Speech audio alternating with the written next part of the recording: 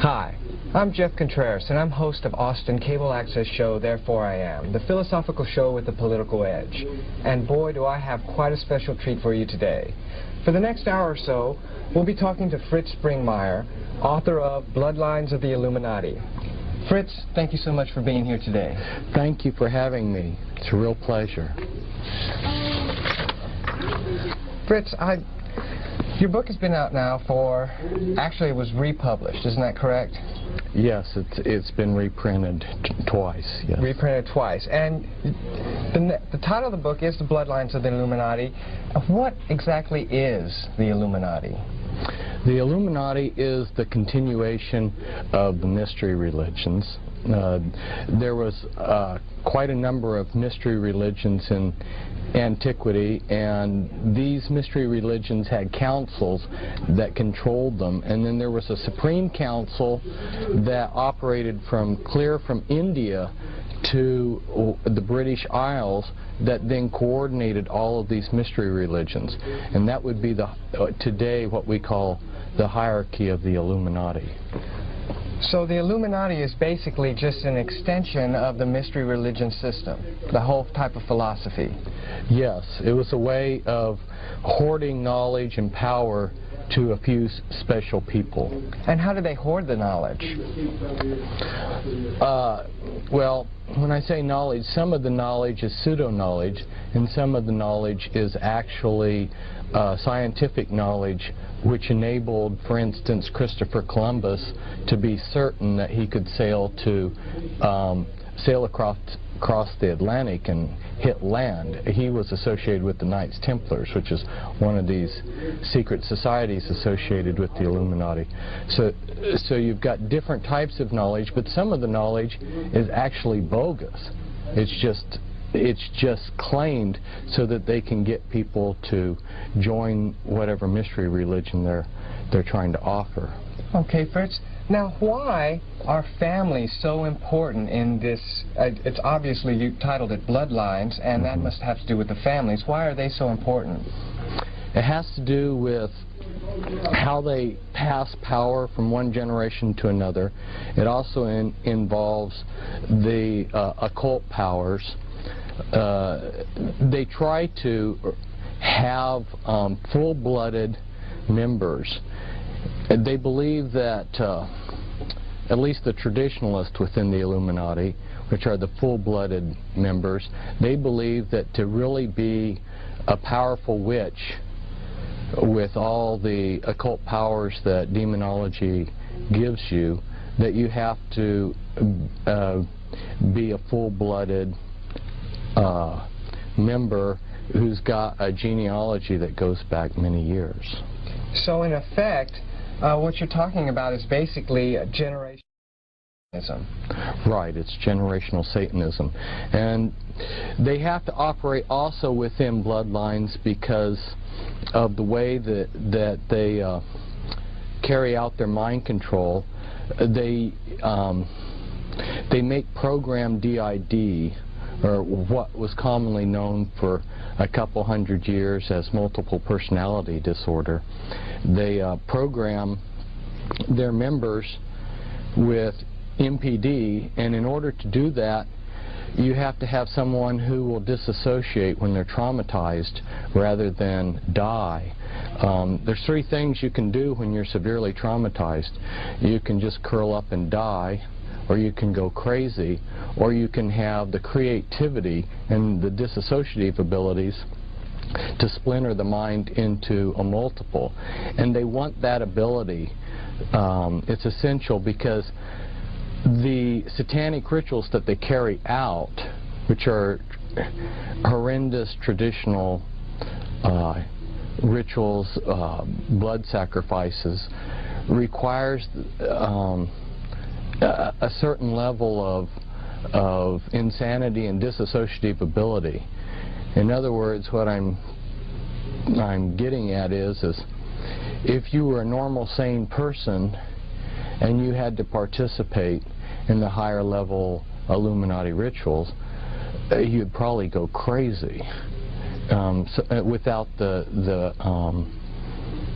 without the programming and the MPD that they carry out. So it's absolutely essential that they maintain the bloodlines. Okay, Fritz, now when you talk about blood sacrifice, what do you mean? Are you talking about chickens or goats or something like that? No. Unfortunately, I'm talking about human sacrifices.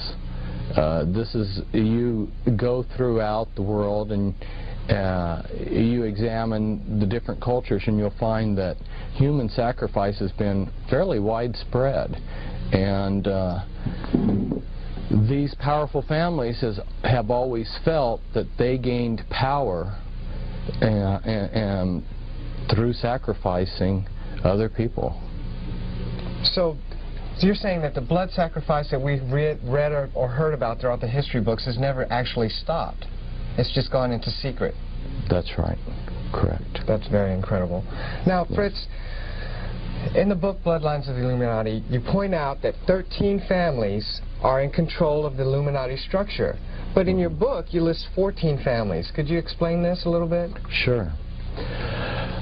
They themselves decided that they would have 13 families, or really maybe a more descriptive word would be tribes. And it's my understanding that the reason why they chose the number 13, besides its magical implications, is also it's a mockery of what God had done, because as you know, there were 12 tribes, and then Ephraim and Manasseh were added, which were split off of the tribe of Joseph, which gave you 13 tribes of Israel. And so in mockery of that, then they have chosen 13 satanic bloodlines.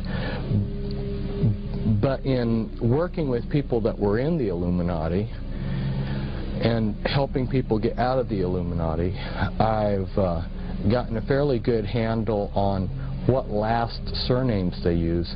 And although there's hundreds of, say for instance, Rothschilds in the United States, most of the descendants of the Rothschilds have other surnames. And so when I say bloodlines, that's more descriptive of families. And there are certain families within the entire context of the Illuminati that have become powerful in themselves, but aren't labeled by them as one of the top 13.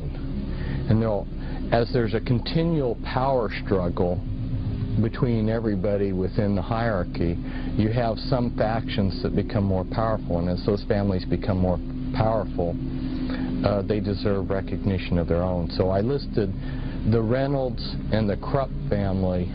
Actually, I listed 2 extra besides the 13, the Reynolds and the Krupp family, because from the inside information I had gotten, they were very powerful.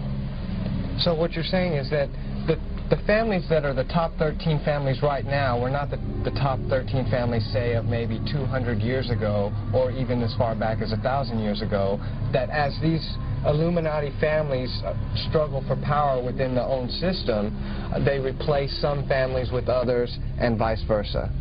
Yeah, I believe that process is ongoing. But I also believe that beyond just having the 13 families that they have listed as important or the top, they also, in a sense, recognize the power of other families. For instance, Bill Clinton has become very powerful in his own right. So, or the George Bush family. So, although they are descendants of these 13 tribes, they in themselves now, in this time period, are worthy of special focus or mention. Okay, Fritz. Well, we talked a little bit about the Illuminati structure. Could you briefly explain how this structure is set up? Yes, it's a pyramid structure, There's two basic levels in the Illuminati. There's the anarchy level. In one of my books, I listed hundreds of satanic covens and their addresses across the United States. I mean, there were so many that I listed, numerous pages, that I haven't gone through and counted how many hundreds of addresses of different covens. And these are very eclectic. And besides these witchcraft covens, there's other lodge systems and other things also on the anarchy level. On the anarchy level, you can't discern any pattern because everybody believes differently. Then there's three levels within the anarchy level. As you know, there's three levels to witchcraft.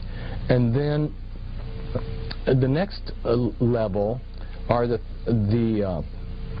is the hierarchy level, which also has basically three levels to it.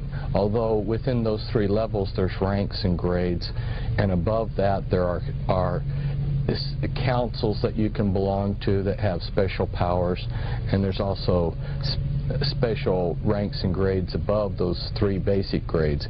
But yeah, it's basically anarchy level and hierarchy level with three levels to each of those. Now, how does this structure basically control, or why should we even be worried about the Illuminati? If there's a top structure that controls the anarchy level, isn't that just some type of contained system within itself? Why should we, as just normal everyday people, be worried about this? Well, the general public, as you probably know, is not concerned about this, but they should be, because all kinds of things, all aspects of their lives are influenced by these people. They're the movers and shakers of the world. There's some disinformation out there that I need to clarify, and that is the misunderstanding that's common out there is that this man, Adam Weishaupt, which was a pseudonym, a name that he had taken actually, started the Illuminati.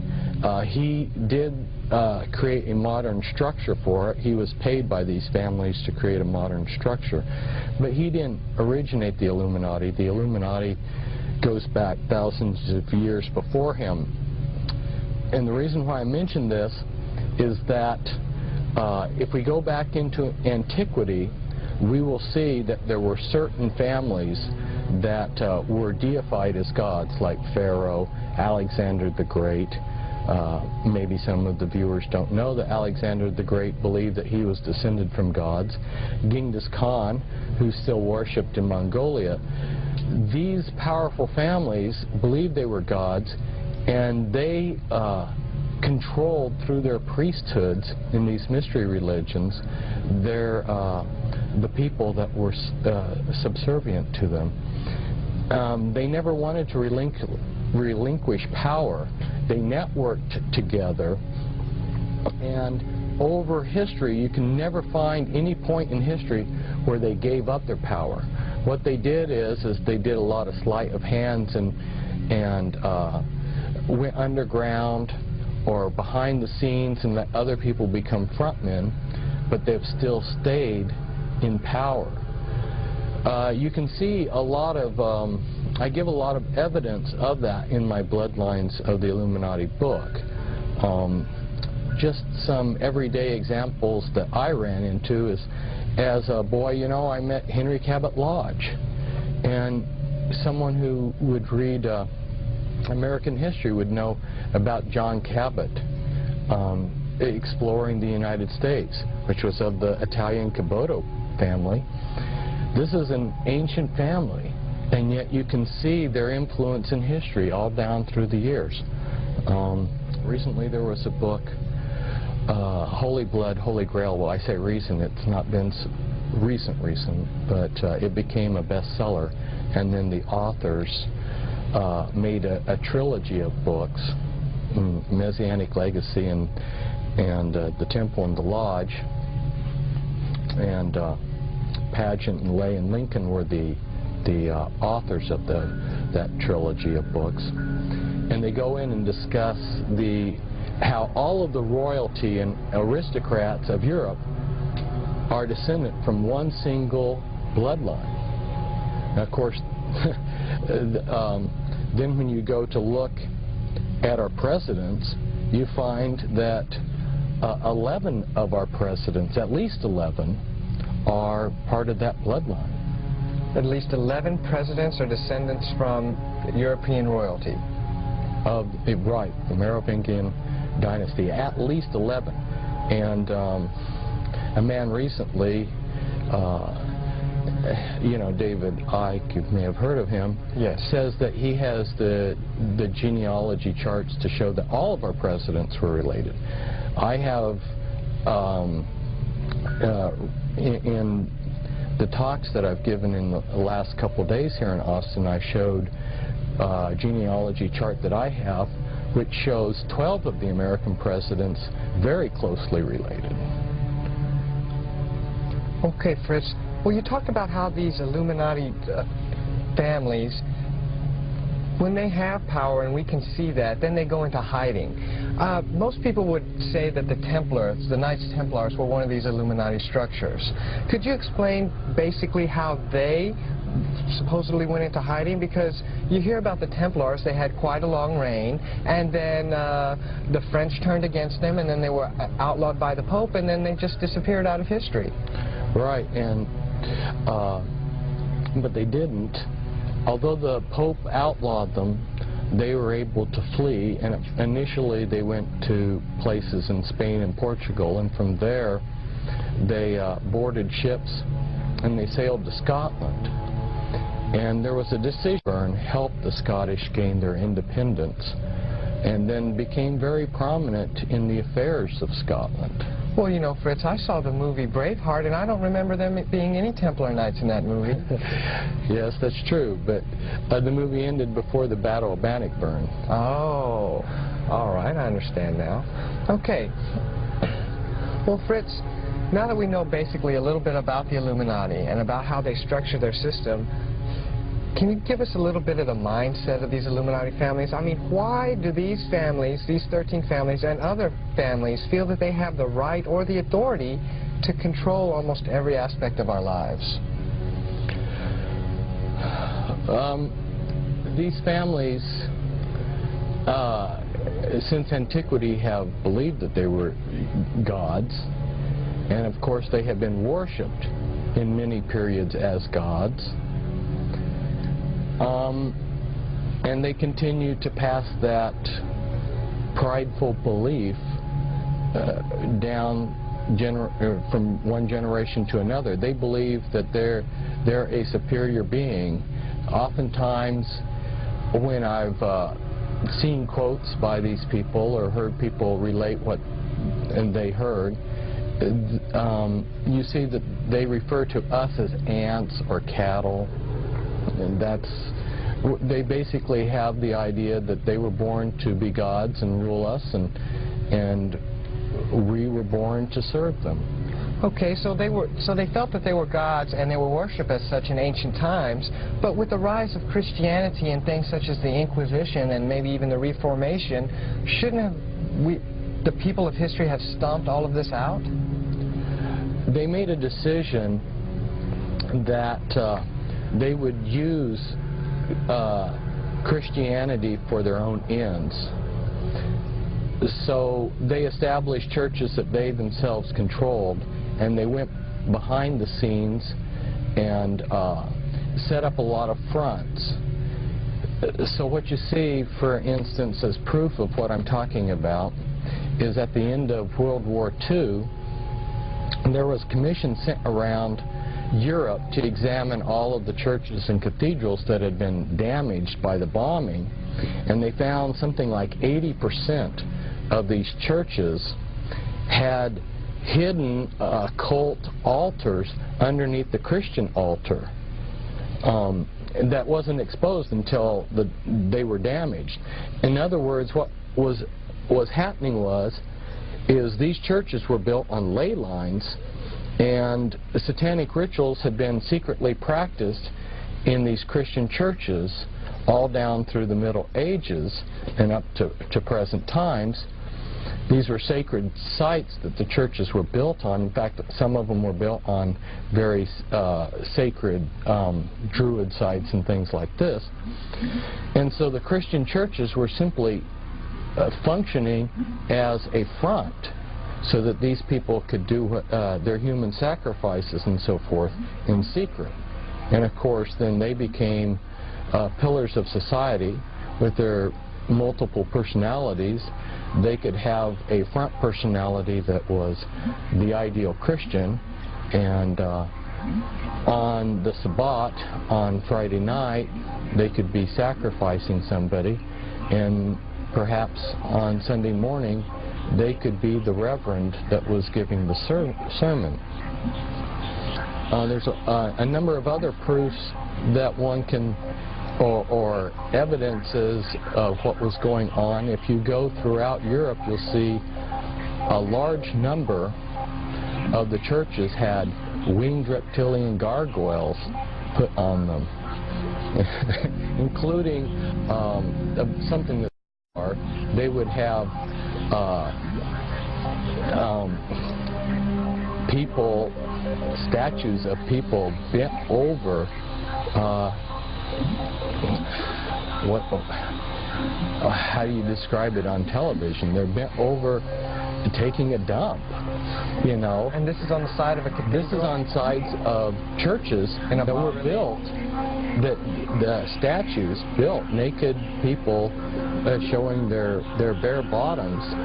And if you ask, why did these Masonic trade guilds build gargoyles and people taking an excrement, you're told they did it for Christ. And I guess, Fritz, people really don't understand is that most of Christianity evolved from the Catholic religion. And the word Catholic itself means universal. And so they just went out into their areas and just absorbed all of the local religions of whatever land they were at. That's very well said. There were a number of mystery religions that bestowed their authority into the Catholic Church. For instance, the mystery religion of Dagon had which was the fish god. And you'll notice that one of the symbols that the Christians use today is the fish. And the Pope's hat, his mitre hat, was the crown of authority of the head of the mystery religion of Dagon. Mm-hmm. So he at one point in history was given the authority to be head of that mystery religion. And so yeah, the Catholic Church was a good way to also absorb a lot of the paganism. Right, besides being a front for the more serious, hardcore.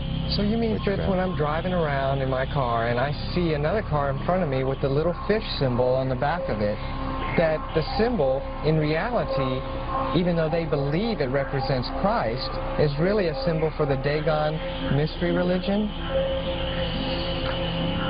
I don't think that you'll find Christians putting it on there because they worship Dagon, but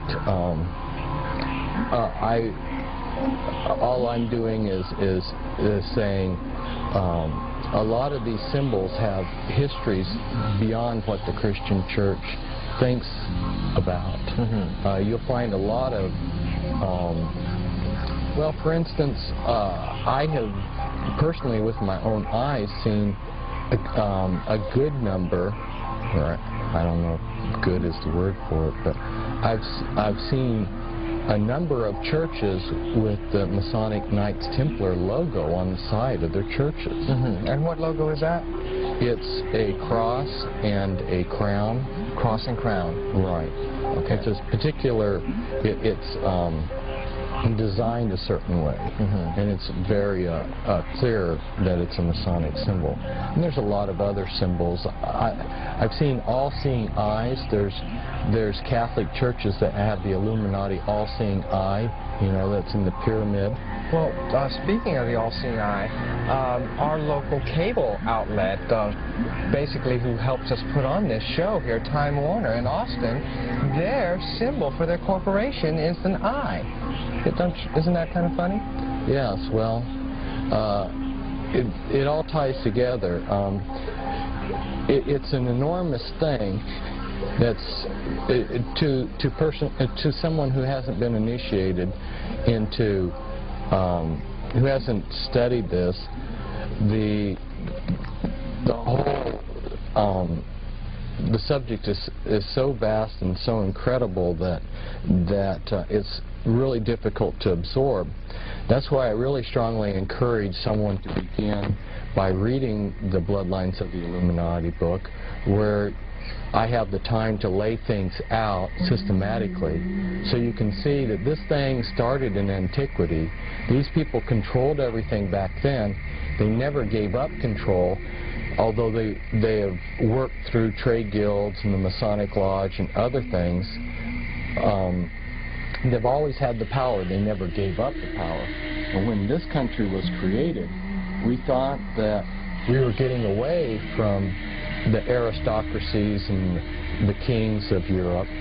But lo and behold, like I said, you know, I can document that 11 of our presidents are related to the royal family in the United Kingdom. Boy, I tell you, Fritz, this all sounds so incredible, just like you said. When you were doing research for this book, how much documentation did you actually find which supports your outlook and beliefs on the Illuminati? Well, I've done many years of research, and I was just joking with somebody that I was visiting this morning, because when I moved into my new house, I had been telling people I had 100 boxes of papers, you know, documentation, newspapers and stuff that I collected. But after I had filed those away, and I counted, I had 140 boxes left. So, a lot of what I have learned was because I've worked for years with people that are trying to escape the Illuminati, and they helped my learning curve greatly. They point me in the right direction. And a lot of information is right there if we scratch below the surface. But they realize that there are very few people like me that are going to be looking in the right direction and scratching under the surface. So, and they don't have time to hide it all. So there is an enormous amount of information out there that relates to these families. And I just am the type of person to plow through enormous amounts of information. That was just, I guess, the gift that God gave me. So what you're saying then, basically, Fritz, is that the information is out there, and really all you have to do is begin to search for it. Is that correct? Yes, I believe that a lot of the readers, once they have read my Bloodlines of the Illuminati book, and then once they maybe have read some of the other books that I have and gotten a basic understanding of what's going on, they're going to start seeing these things all around them, and they can teach themselves, and they can further their understanding on their own without my help. Okay, Fritz. Well, let's jump a little bit inside of the book, okay? I know you mentioned as one of the Illuminati families, the Kennedy family. Now, with all of their recent tragedy in the past few decades, how can you still feel like the Kennedys are major contributors to this whole power structure? There's definitely been some power struggles, and the Kennedys have been on the short end of the power struggles. That's true. But after John F. Kennedy was assassinated, and his brother, Ted Kennedy still was an extremely powerful senator. because of his tenure and all of the committees he was on and everything. He was one of the most powerful men in the United States. So that immediate family, you know, continues to be called by the news media as America's royal family. But let's understand that the Kennedy bloodline is far greater than just John F. Kennedy's family. Well, what do you mean, Fritz? I think most people would, when they think of the Kennedys, they think, oh, well, you had John's father, Jack was it, and he made all his money. Basically, you hear rumors that he made most of his money through Prohibition, and then he made a killing off of the stock market crash. And really, that's when we start to hear about the Kennedys. Are you trying to tell me that they have a history that goes further back? Yes, they have a history that goes way further back. In fact, the Kennedys are descendants from Brian Boru, who was the first Kennedy, and he was one of the most significant kings in European history. So you see that they're tied back to royalty. In fact, John F. Kennedy's sister married into British royalty. So these are just not commoners that grew up in a log cabin. But there's something that I would point out to our listeners out there in television land, and that is that the movers and shakers do not become rich and powerful and then join the Illuminati. They become rich and powerful because they are part of these Illuminati bloodlines, and their councils decide how they're going to divide up such things as the drug trade, monopolies, and things like this. And so when you see these families like the Astor family go from being totally poor, and in a few years, John Jacob Astor is the richest man in North America. And maybe I'll use him as an example. Okay. Since I got started talking on him. John Jacob Astor came from Germany, from a small town, Waldorf. His background was being a butcher. He couldn't hardly speak any English. His English was broken. And he was the type of person that if you were sitting beside him eating, he might grab your shirt and wipe his dirty face on it while he was eating the meal. He was gross, he was crude. He was not somebody that you would enjoy being around. Yet this man who could barely speak English and who is an exceptionally obnoxious person, within a few years became the most richest man in America. Now, how did that happen? There had been fur trade for hundreds of years, but all of a sudden he comes to America and monopolizes the entire fur trade, basically, on North America. Now, how did he gain control? It's because somebody in the Illuminati councils had decided the Astor bloodline, which is a bloodline that goes back to antiquity, the name is a derivative of Astarte.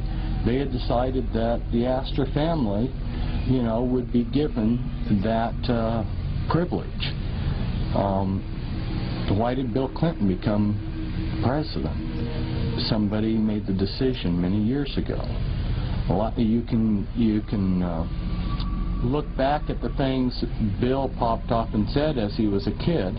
He said, "I'm going to be president."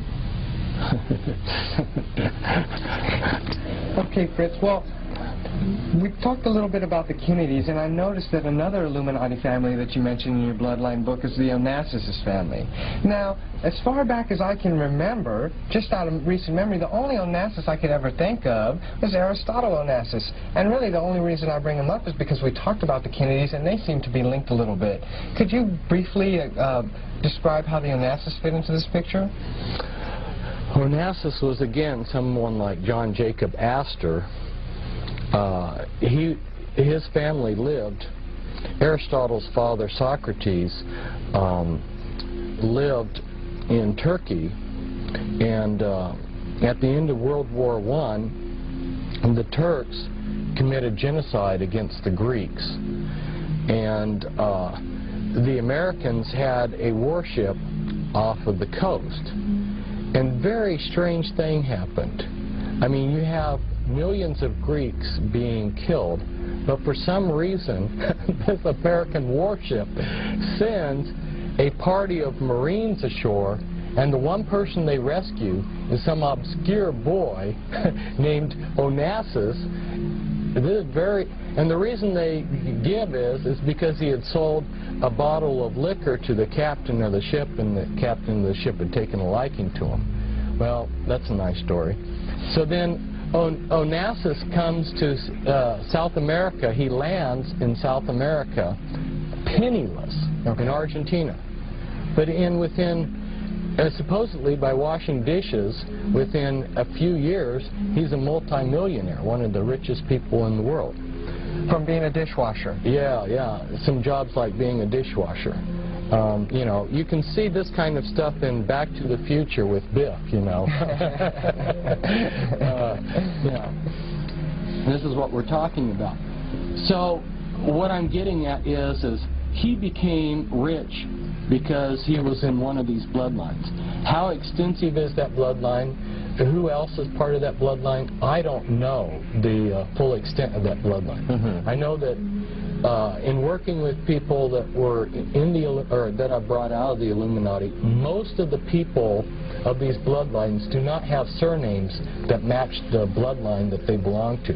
Their only major connection, so to speak, is when they are put before the Grand Dame, and she is to give her approval as to whether they're accepted into the Illuminati or not when they're like age 3, and they're given a physical inspection, just like the Masons don't want anybody who's got physical defects. And they're given an overall inspection, and in that initiation ceremony they will announce what bloodline they belong to.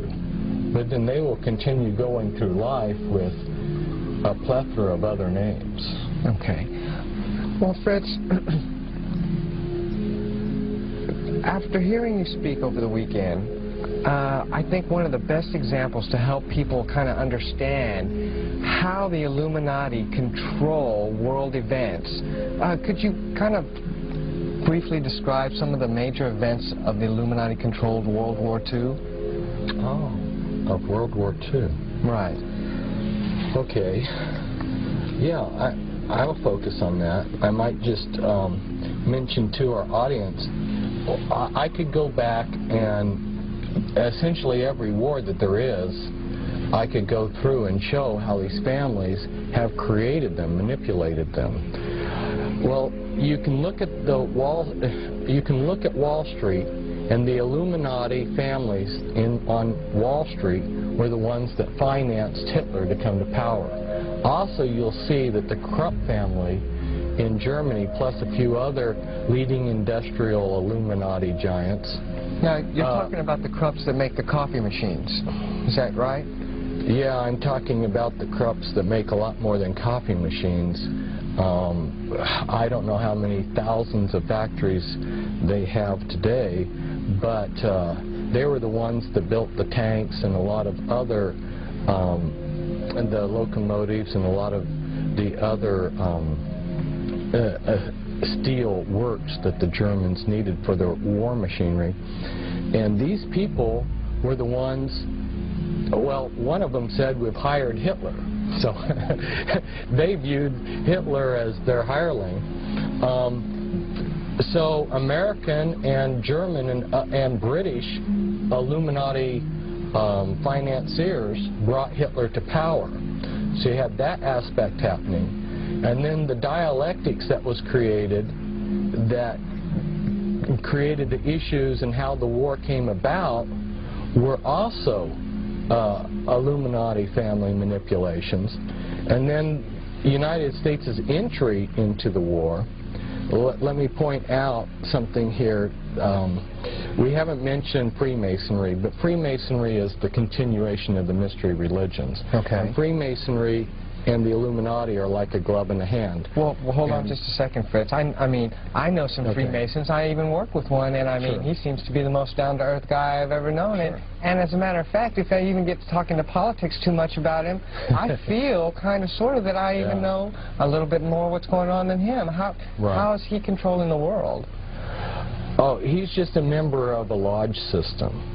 We're talking, the lodge system needs a lot of good men at the base to support its structure. And 2/3 of the Freemasons don't go beyond the 3rd degree. They're that financial base supporting this pyramid structure. But at the top, we have these people. For instance, the Sinclair family, which is part of the 13th Illuminati family, they were given, if you look in Masonic encyclopedia, you'll see that they're listed as having been given headship over the Freemasons, and that was something that was to be passed from generation to generation. So you'll see that these bloodlines are in control of Freemasonry, just like so many other things. The royal family of Britain has been at the top of Freemasonry in the United Kingdom. So it's not that every Freemason is in the Illuminati. It's that this is just one more system or lodge or secret society that's controlled by them, and Freemasonry just happens to be, has been in the past. It's not so much the powerful tool that it was in the past, but it's been one of their most powerful tools in the world for carrying out what their agenda. Okay. So let's see. Let's pick up where I was. Back in World War II? Back to World War II. The reason why I had to bring in the Freemasons is Stalin and Churchill and Roosevelt, who were the Allied leaders. They were all three Freemasons. And Churchill was of the Illuminati bloodlines, and so was Roosevelt. Stalin married into one of these prominent Kaganovich, if I'm pronouncing the Russian name right. He married into a prominent Illuminati bloodline. And in fact, you see in Russian politics that same family that Stalin was married to is still very powerful in Russian politics. But anyway, so you had three people that are controlling these countries, or at least are the visible political leaders of these countries that are all on the same team. And Germany and Japan and several other smaller countries that join them are arrayed against Russia and the United Kingdom. And the British wanted the Americans to enter the war. Roosevelt wanted us to enter the war. So, but wasn't Roosevelt's one of his campaign promises at that time not to enter the European war? Right, right. Just the same as Wilson before World War I. His campaign was he would keep us out of the war. And then very shortly after he became president, he declared war on Germany. And it was such a trauma to my grandfather, because he had voted for Wilson, that he never voted Democrat again in his life. He had such a strong reaction. He had a knee-jerk reaction. He always voted Republican after that. But yeah, that was a campaign promise. But see, these people, they say whatever it takes to be popular, and then they do whatever they want, because we don't mean anything to them. And so, in going back and researching, I came across a book that was written which described aircraft carrier warfare in the Pacific in a war between Japan and the United States before there was ever an aircraft carrier built. And this book describes basically World War II. So this is rather amazing that someone was already thinking this stuff out. And then you'll see that when one studies it out, that the American military brought the Japanese Navy over to Pearl Harbor and specifically showed them item by item how the Pearl Harbor could be attacked. And then on the basis of that, those tours, the Japanese went back, made up their battle plans. American intelligence and British intelligence knew of the battle plans. They watched the Japanese fleet practice for their attack on Pearl Harbor. And then Roosevelt, to make sure that there was a lot of losses, the day before they attacked, he had all of our planes put on the airfields in circles with their noses pointed towards the center of the circle, so that it'd be very hard for them to take off when the Japanese attacked. There was a lot of things like this that were done to make sure that there was a lot of Americans that died so that they could get United States into the war.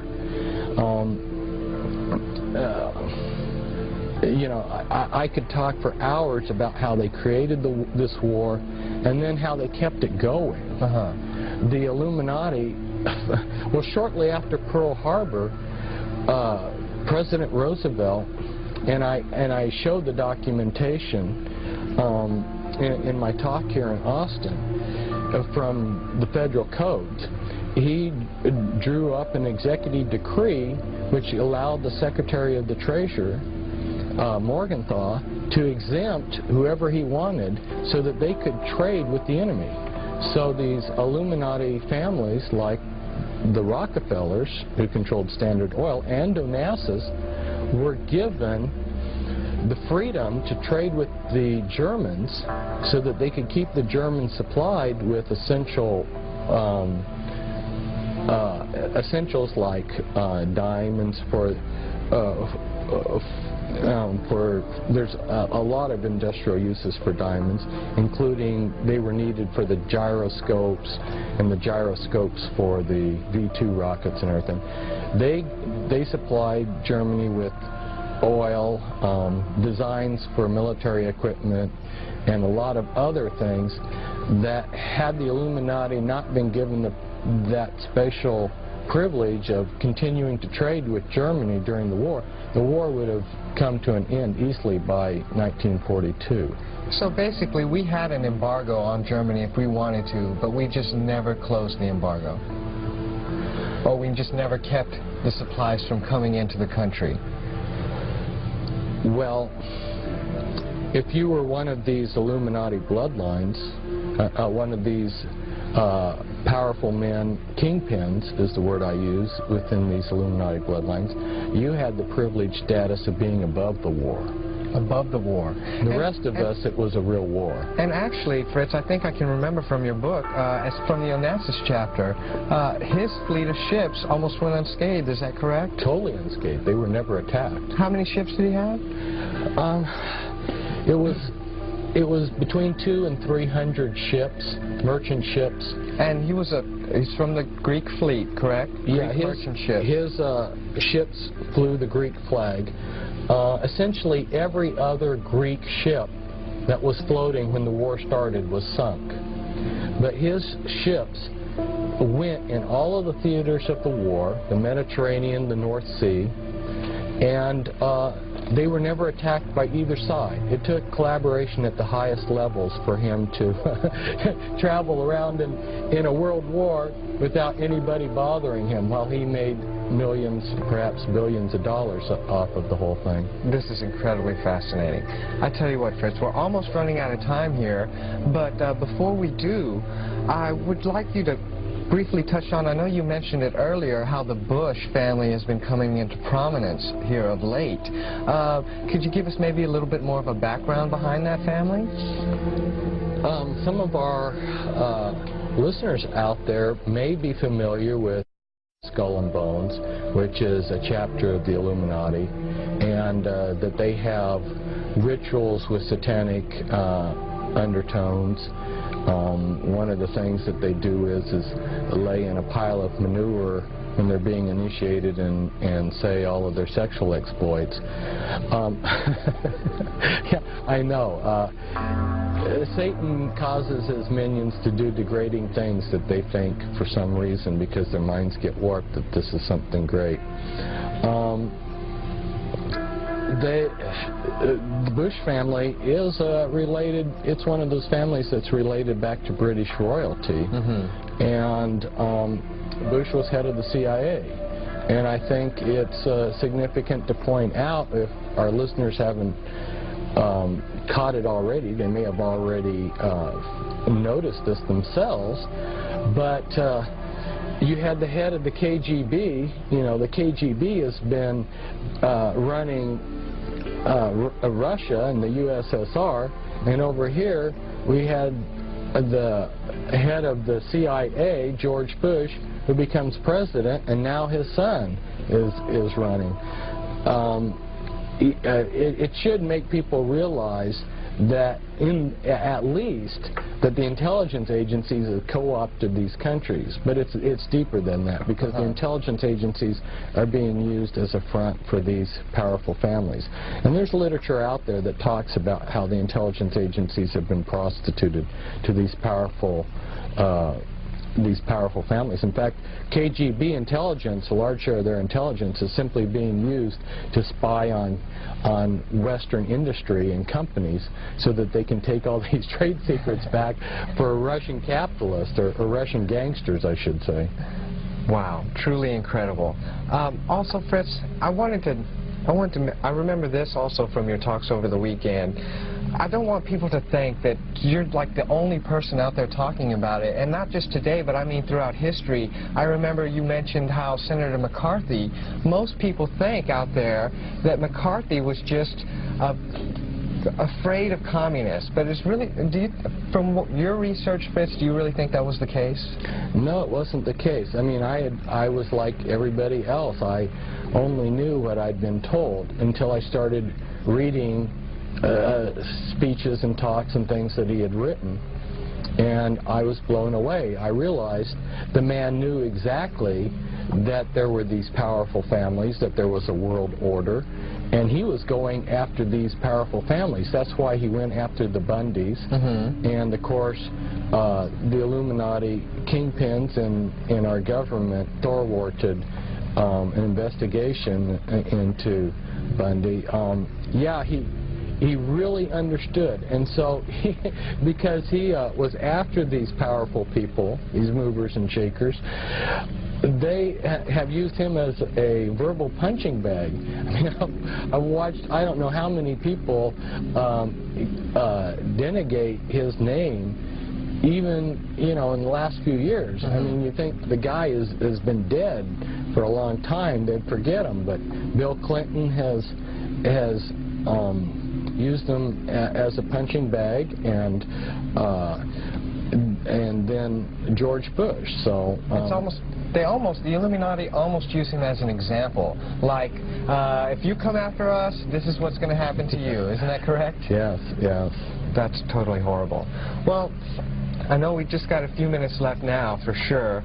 But before we go, I wanted to ask you, Fritz, how can we, as normal, everyday people, recognize perhaps the policies or the agendas which are pushed on us through the Illuminati front organizations? Oh boy, that's a good question, but it's also a big question. Well, you will see that there are certain things that are politically correct, and you will also notice that the world is going towards central control. Right. It's going towards globalization, where we're having the United Nations. You know, the United Nations was formed out of the League of Nations, and there's a continual push to have one political, one world government. Now, isn't that just a natural evolution of perhaps human society? I mean, as the world seems to be getting smaller and smaller through technology, most people would say that would just be a natural evolution of our whole government system. Well, it's definitely being pushed. And whether one wants to believe that's a natural outgrowth of improved communication and transportation, that's up to the individual, but it is definitely being pushed. It's taking a lot of money and a lot of effort to make it happen, and the push behind it are these global elite families that are controlling things from behind the scenes. So not only do we have political globalization, but we have economic globalization and we have religious globalization. So when you see any kind of an agenda that contributes to this one world order, or as Bush has called it, New World Order, or, you know, Hitler, who was also of these bloodlines, also referred to New World Order. That seems to be a popular term with them. Right, and I noticed earlier, when you had mentioned it, you just said world order, that you didn't put the new in there. Why is that? Because it's not new at all. In fact, they keep using the same formulas. The things that controlled people back in ancient Rome, you know, where they had bread and circus, they're using the same formulas that they used in antiquity on us today. And bread and circus simply means that if you give the common person entertainment and plenty of food, like the junk food we get, they'll be happy. And most people, as long as they have their beer and their football game, are happy. Unfortunately, that is true. Well, I tell you what, Fritz, I really appreciate you coming down here, taking time out of your busy schedule to come give us an interview, and I look forward to having more talks with you in the future. Thank you. It's great being with you.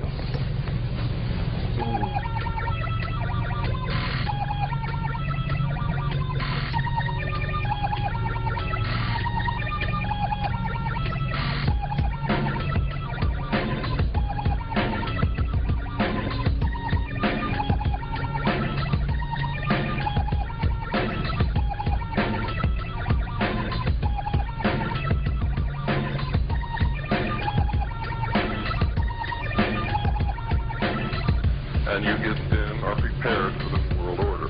They've been preparing people for many years, and it's almost here. It's almost here.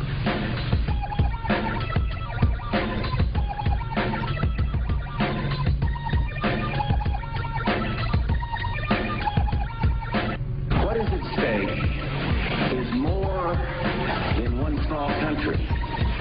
It is a big idea. A new world order. World.